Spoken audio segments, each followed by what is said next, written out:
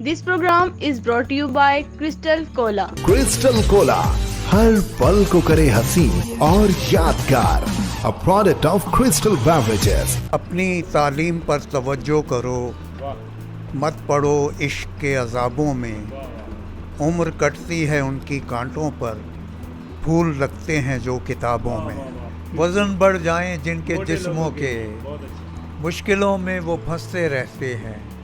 कहे उनके रुक भी जाएं तो देर तक पेट हंसते रहते हैं। QB4 जो है इसको आप लाइक भी करें, शेयर भी करें, सब्सक्राइब भी करें और इसे जितना भी आप अपने दोस्तों तक पहुंचा सकें ज़रूर पहुंचाएं। पाकिस्तान पाइंदाबाद प्रोग्राम के साथ आपका मेज़बान विलायत अहमद फ़ारूकी हाज़िर खिदमत। इस प्रोग्राम में जैसा कि आपको मालूम है कि हम ऐसी शख्सियात से आपको मिलवाते हैं जिन्होंने वतन अज़ीज़ पाकिस्तान की खिदमत की है। आज हम इसी सिलसिले में लाहौर से ताल्लुक़ रखने वाली एक ऐसी इल्मी अदबी शख्सियत के पास मौजूद हैं और आपकी मुलाकात करवा रहे हैं जिनका नाम इल्म व अदब के हवाले से किसी तारुफ़ का मोहताज नहीं है। आप मोहम्मद मुमताज़ राशिद लाहौरी साहब हैं। विलायत अहमद फ़ारूकी साहब, मैं आपका तहे दिल से शुक्रगुज़ार हूँ। आपने इतना अच्छा तारुफ़ कराया और मैं आपके QB4 चैनल का शुक्रिया अदा करता हूँ कि आपने इज़्ज़त अफ़ज़ाई फरमाई है और अपने सामीन से, अपने हाज़रीन से मुझे मुतारफ़ कराया है। और मैं इस चैनल के बारे में सुनता रहता हूँ और मैं नेक ख्वाहिशात का इजहार करता हूँ कि अल्लाह ताला इसे और भी कामयाबी अता फरमाए। अपने तालीमी कैरियर के हवाले से ज़रा नाज़रीन को बताएं। मेरी पैदाइश अपने ननिहाल में हुई, मजंग लाहौर में, नवंबर 1953 में। और हमारा जो आबाई गांव है वो शालामार बाग के पास है, लाहौर में ही। मेरी तालीम भी वहीं से शुरू हुई। मैट्रिक मैंने शालामार बाग के साथ गवर्नमेंट हाई स्कूल है वहीं से किया 1969 में। और उसी दौरान शायरी का शौक़, एक तो निसाबी किताब जो होती है उसमें शायरी जो होती है उसकी वजह से और कुछ लोकगीत सुनने की वजह से, और उन दिनों रेडियो सुनने का भी बड़ा एक रुझान था। तो ये सब चीज़ें जो हैं ये शायरी पर उकसाती रहीं। तो छोटी मोटी चीज़ें लिखते रहे लेकिन उनमें वो पुख्तगी नहीं थी। फिर 1973 की बात है, 76 की, कि नामवर शायर अल्लामा ज़ौकी मुज़फ़्फ़र नगरी जो कि हज़रत इब्राहीम ज़ौक के परनवासे थे, तो उनकी शागिर्दी में मैं आया। वो भी उधर ही रहते थे, तहज़ाब हादसा की तरफ। तो मैं उनके यहाँ हाज़िर हो जाता था और इस्लाह का सिलसिला शुरू हुआ। मुशायरों में आना जाना शुरू हो गए हम। लेकिन कोई 1.5 साल, सवा साल ये सिलसिला रहा। उसके बाद मुझे रोज़गार कतर ले गया, तो 37 साल वहाँ गुजरे। फिर पहली बात में 1-2 पॉइंट जो हैं मैं बता दूँ कि मेरे उस्ताद अल्लामा ज़ौकी साहब जो थे वो शायर मज़दूर हज़रत एहसान दानिश के सीनियर शागिर्दों में शामिल थे। और फिर ये है कि जो मेरी तालीम थी वो तकनीकी नोयत की थी। मैट्रिक के बाद मैंने मैकेनिकल ड्राफ्ट्समैनशिप में कोर्स किया था। पाक जर्मन टेक्निकल ट्रेनिंग सेंटर से कोर्स किया और फिर government college of technology, railway road, जिसे पॉलीटेक्निक भी कहते थे, तो वहाँ से भी कोर्स किया नक्शा नवीसी का, जो मैकेनिकल नक्शा नवीसी का। कतर में जो इलेक्ट्रिसिटी मिनिस्ट्री थी, जैसे यहाँ वापडा है, तो उनका ड्राइंग एंड सर्वे सेक्शन जो था उसमें ही मेरी जॉब रही।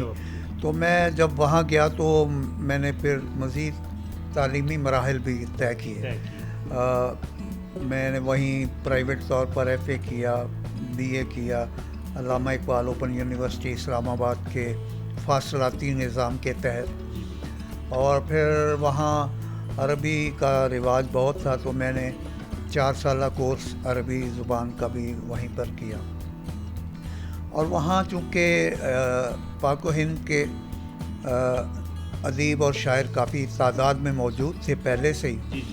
تو ایک تنظیم تھی بزم اردو قصر، تو میں بھی اس میں شامل ہو گیا، اور پھر اس کا میں پریس سیکٹری رہا، بعد میں جنرل سیکٹری ہوا، پھر نائب صدر رہا، صدر بنا، پھر اس کا میں چیئرمین بھی رہا.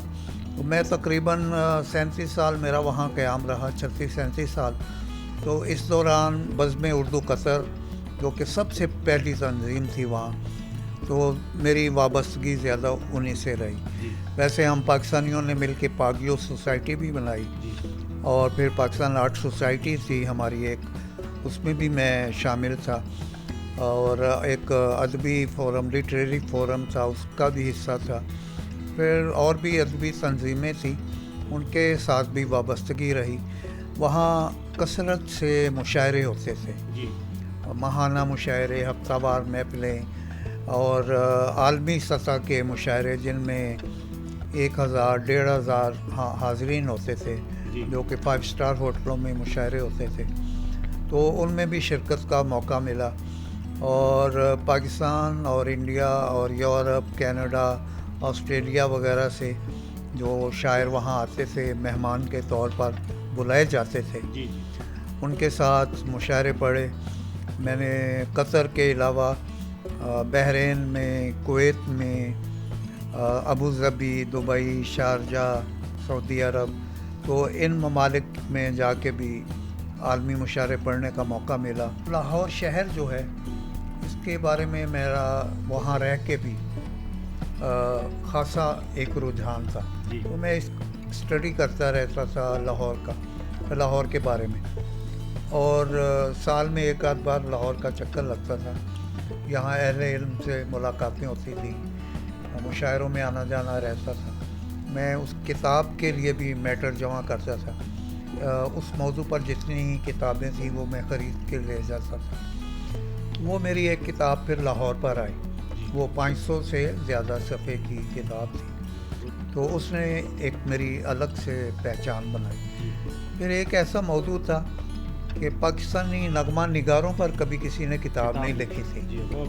تو موسیقاروں پر تھی، گلوکاروں پر تھی، فلموں پر تھی، لیکن جو نغمے لکھتے تھے، فلمی شاعر جو تھے، ان پر کوئی کتاب نہیں تھی.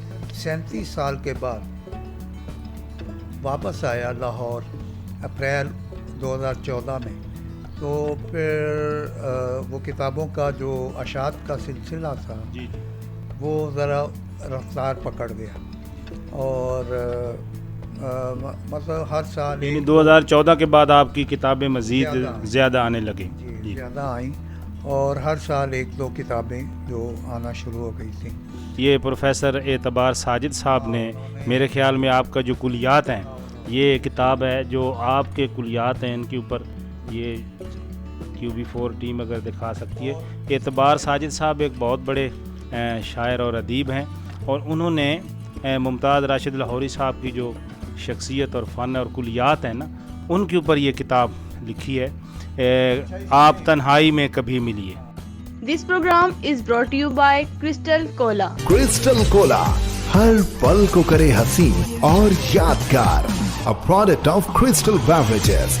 ویلکم ناظرین، دوبارہ ہم وقفے کے بعد حاضر خدمت ہیں. تو میں تو یہ کہوں گا کہ لاہوری صاحب کو جو لاہور سے ایک محبت ہے وہ ان کے نام سے ظاہر ہے، کہ آپ نے اپنے نام کے ساتھ لاہوری لگایا ہوا ہے، اور یہ آپ کے نام کی ایک پہچان ہے.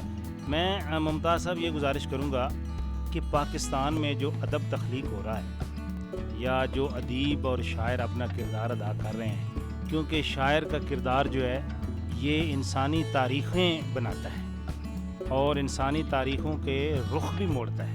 ہمارے سامنے بہت ساری مثالیں ہیں. ہمارے قومی شاعر حضرت علامہ اقبال نے ایک ایسی شاعری کی ہے جس نے ایک پوری قوم کا ایک ذہن جو ہے وہ تبدیل کیا ہے. اور کیا آپ سمجھتے ہیں کہ موجودہ حالات میں شاعر اور ادیب اپنا ایک بھرپور کردار ادا کر رہے ہیں پاکستان میں؟ میں اس کے بارے میں ایک بات شروع میں ہی کہہ دوں کہ جو معاشرے میں کردار سازی ہوتی ہے وہ صرف شاعر کا کام نہیں ہوتا، وہ جو ہمارے اساتذہ ہیں ان کا بھی کام ہے، دانشوروں کا بھی، صحافت سے وابستہ جو افراد ہیں ان کا بھی کام ہے، مفکروں کا کام ہے اور کسی حد تک شاعروں کا بھی کام ہے.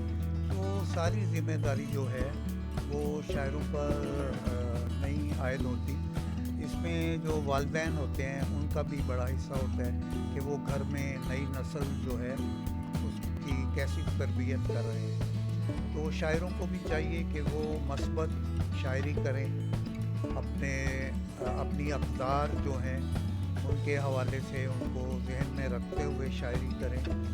لیکن بنیادی طور پر شاعر جو ہے اس کا کام یہ ہے کہ جو فن شاعری ہے، شاعری کا فن جو ہے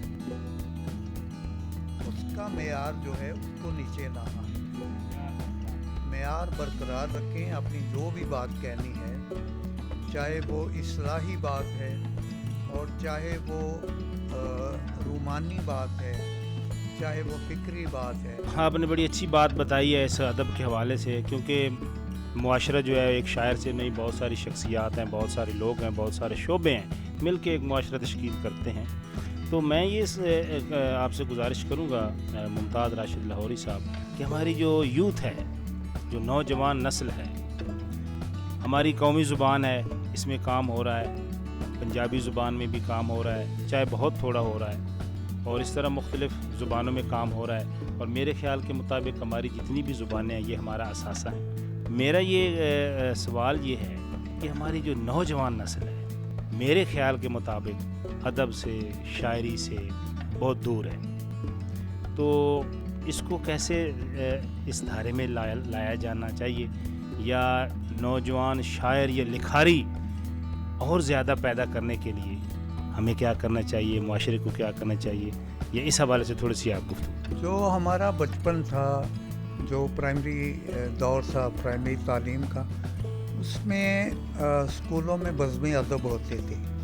تو وہ ہر ہفتے ایسی ہوتی تھی جس میں طلباء جو ہیں وہ نظمیں سناتے تھے، کہانیاں سناتے تھے، پہیلیاں سناتے تھے، لطیفے سناتے تھے، تیاری کرتے تھے، تقریریں کرتے تھے. تو وہ سلسلہ جو ہے وہ رک گیا ہے. میرا خیال ہے وہ بزمی ادب جو ہے ہر اسکول میں پھر سے شروع ہونی چاہیے تاکہ بچوں کا ذہن جو ہے ادبی ہو جائے. اور پھر ہمیں کتابیں پڑھنے کے لیے بھی ملتی تھیں اور رسالے بھی. تو بچوں کو پرائمری اسکول میں اور ہائی اسکول میں دونوں جو درجے ہیں وہاں اسکولوں کی طرف سے سلیبس کی کتابوں سے ہٹ کے کتابیں پڑھنے کی عادت جو ہے وہ پروان چڑھانی چاہیے، تاکہ وہ اگلے مرحلوں میں جا کے ان کا کتب بینی کا جو شوق ہے وہ اتنا آگے جا چکا ہو کہ وہ اپنی مرضی سے پھر وہ ناول بھی پڑھیں. اب میں ایک اور گزارش کروں گا آپ سے، جیسے ہمارے زندگی کے مختلف شعبے ہیں اور کوئی بھی شعبہ حکومت کی توجہ یا جو ہمارے حکمران ہیں، جو ہماری گورنمنٹس ہیں، جو بھی آتی ہیں، ان کی سرپرستی، ان کی توجہ، ان کی بغیر میرے خیال میں کوئی شعبہ آگے نہیں بڑھ سکتا. تو آپ ہمیں یہ بتائیں گے ہمارے ناظرین کو کہ علم و ادب کے حوالے سے، شاعری کے فروغ کے لیے، کتابوں کے فروغ کے لیے، مشاعروں کے ادبی تقریبات کے فروغ کے لیے پاکستان میں کم از کم کون سے ادارے ہیں سرکاری طور پر جو سرپرستی کر رہے ہیں، یا وہ نہیں کر رہے تو انہیں کرنی چاہیے. ان اداروں کی تھوڑی سی ناظرین کو بھی بتائیں، اور یہ بتائیں کہ وہ کس حد تک اس شعبے کی پروموشن کے لیے اپنا کام کر رہے ہیں. پاکستان سائنس بورڈ ہے، اردو سائنس بورڈ، وہ بھی وفاقی سطح کا ادارہ ہے. پھر قومی زبان کا ادارہ بھی ہے اسلام آباد میں، مقتدرہ قومی زبان جسے لینگویج اتھارٹی بھی کہتے ہیں. تو یہ تو ہیں سینٹرل گورنمنٹ کے ادارے. پھر رائٹرز گلڈ بھی ہے، پاکستان رائٹرز گلڈ بھی چاروں صوبوں میں اس کی شاخیں ہیں. تو کچھ ادارے جو ہیں وہ پنجاب کی حد تک ہیں یا باقی صوبوں کے الگ الگ ہیں.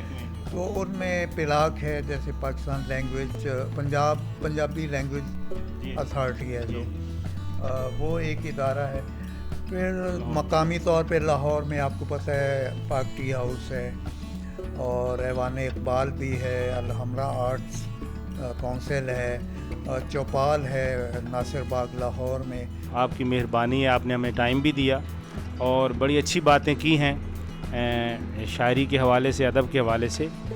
अपना कुछ कलाम जो है हमारे QB4 नाजरीन के लिए आप कोई हमें अता फरमाएँ। मैं आगाज़ में 2-3 क़सात पेश करता हूँ कि अपनी तालीम पर तवज्जो करो, मत पड़ो इश्क के अज़ाबों में, उम्र कटती है उनकी कांटों पर, फूल लगते हैं जो किताबों में। एक और कथा देखें, खुदा जाने ये है मेरा तख़य्युल कि तू ही मुझसे दिखला रही है, सितारों को मुसलसल देखने से तेरी तस्वीर बनती जा रही है। और एक और कथा देखें कि ख्वाब जैसी गुलाब जैसी है, झील के माहताब जैसी है, सामने घर की खूबरू लड़की मेरी पहली किताब जैसे है। अच्छा जी, एक और मानी कथा भी देख लें। ये ज़रा अलमिया से है कि दिल को बोझल कर देती हैं, पल में जलथल कर देती हैं, यादों की सफ़ा की तौबा, यादें पागल कर देती हैं। एक और कथा, बस आखिर में एक और कथा, वो मुझे थोड़ा सा याद कर लेने दें, और वो है कि मेरे शौक़े मुसव्वरी के लिए उसने जब रुख को बेनकाब किया, आरिज़ो लब भी खूब थे लेकिन मैंने आँखों का इंतखाब किया। अच्छा जी, कसात आपने सुन ली है। अब एक गज़ल में पेश कर देता हूँ, छोटी बहर की गज़ल है और ये भी रोमानी रंग इस पर ज़्यादा है। गज़ल तो वैसे बुनियादी तौर पर रोमान ही की नुमाइंदा होती है। मसला अर्ज़ किया है कि राह में एक गली निकल आई,